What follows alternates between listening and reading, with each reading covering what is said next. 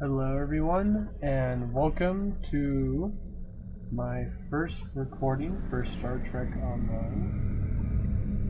And today we are looking at the Voth Palisade Science Vessel, which I believe is the best science vessel in the game, and probably the best in the entire game, vessel-wise. So, as first off as a note, this is not the original skin. This is one I customized it with. The original one is more dark, if you've seen any pictures of it already. Okay, first let's go over the build. So the first part are my energy weapons. I'm using the Voth Anti-Proton Beam Array Mark 12. Accuracy times 2 modifiers for two reasons. One, you hit people, and second, if you read down a little bit, the proc only happens on a critical hit. When you have extra accuracy, it goes over in your critical hit chance and your critical severity. So accuracy is always really useful, especially in this regard. Torpedo-wise here, I have the wide-angle quantum torpedo launcher. You get this from the Sovereign class refit in the C-store. I happen to have that for quite a while, and so I just put this on here. It works really nice because I like to broadside with these beam arrays. Okay, deflector-wise, I have the Mako deflector, Mark 11. Mostly it's because I'm too lazy to get Mark 12, and the difference between Mark 11 and 12 is really negligible. Impulse engines, probably the most controversial part of my build. The Riemann prototype impulse engines, mostly for starship maneuvers, which if you don't know what that is, that's your dodge chance in space, and so that really helps out when you're not in an escort. Warp drive, I'm using the Obelisk warp core. The reason I'm not using a fleet one is because it combines with the sorry, I have a cold. The omnidirectional anti-proton beam array to give 10% extra anti-proton damage, and you can never go wrong with too much damage, so that's nice.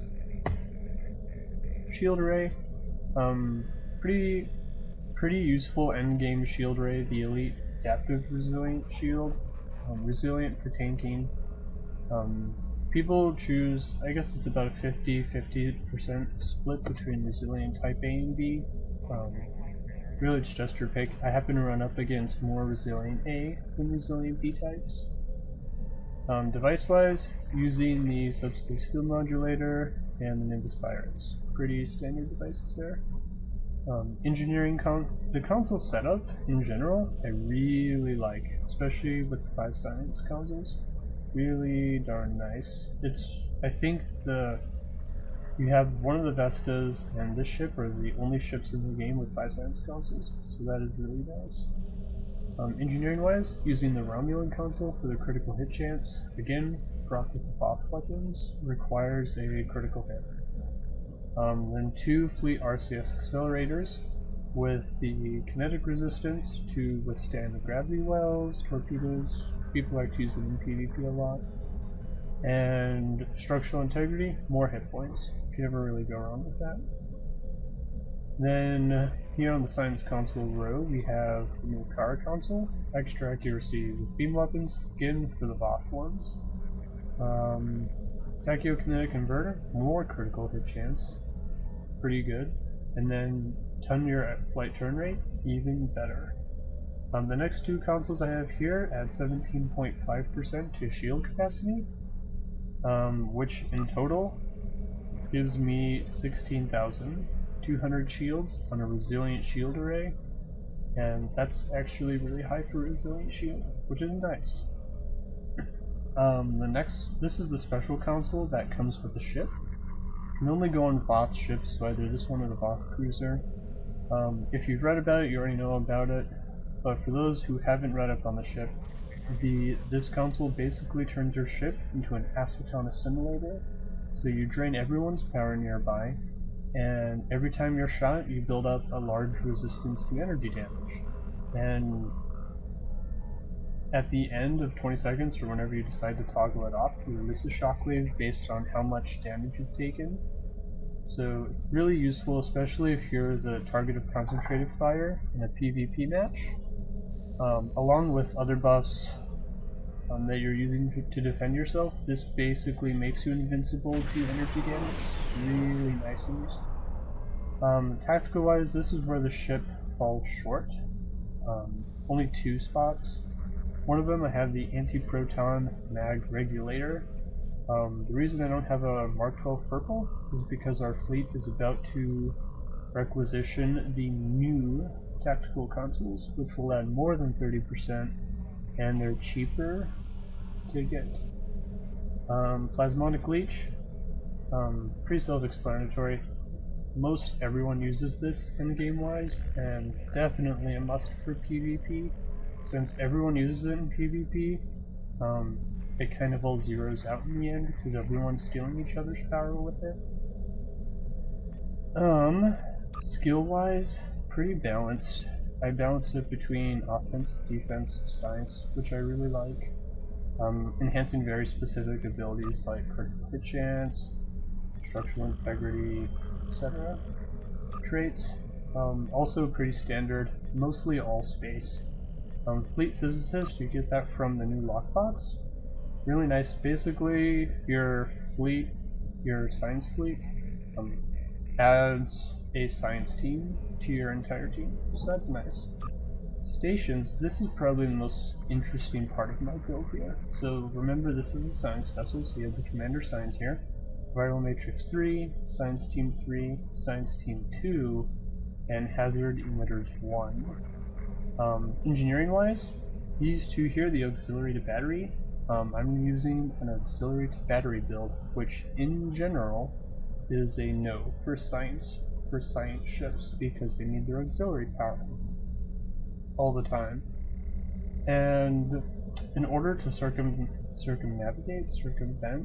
that issue, I chose abilities that do not depend on auxiliary power. The first 3 don't depend at all on auxiliary power. The heal with hazard emitters will scale with auxiliary power, but the cleansing effect, which is mostly what I use it for, will stay regardless of my auxiliary power, and so that's why I can still use the auxiliary to battery build and be a science ship at the same time. Other engineering abilities, shields 3, engineering team 1, emergency power to weapons 1, and I have lieutenant commander tactical here, with torpedo spread, beam fire at will 2, and attack pattern omega 1. With the auxiliary, what I did with, if you noticed earlier, I have all these RCS accelerators here. Mostly what I did with that is to combine the maneuverability of an escort, aka not being shot at, with the defensive and healing capabilities of a science ship, which I found is really useful in PvP and also in STFs. They fight the Borg, Tholians, whoever you want to fight. And the last part of my build here, I have duty officers, active space. The first duty officer here, plus 5% chance, plus 20 shield power for 10 seconds. It doesn't stack, which I wish it did, but basically since I'm firing my energy weapons everywhere, all the time, I basically have plus 20 to my shield power always, which is really nice. Then I have my technician duty officers for the auxiliary to battery build, and this diplomat, which came with a new lockbox. Basically, well, you can read here, 25% chance, minus 33 weapon power to attacker, max, once per 5 seconds. The power drain lasts 15 seconds, if I remember. So if I'm doing the mental math in my head correctly, and correct me if I'm wrong, the max it can drain is 99 at any given point, but that's only for a few seconds. Mostly it's between 33 and 66. And honestly, draining that much weapon power from your opponents is basically means you're not dying anytime soon.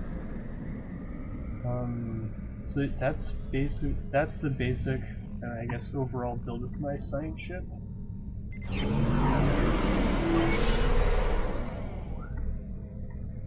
And so now I'm going to do an STF with some of my friends to show you more about the abilities of this ship in action.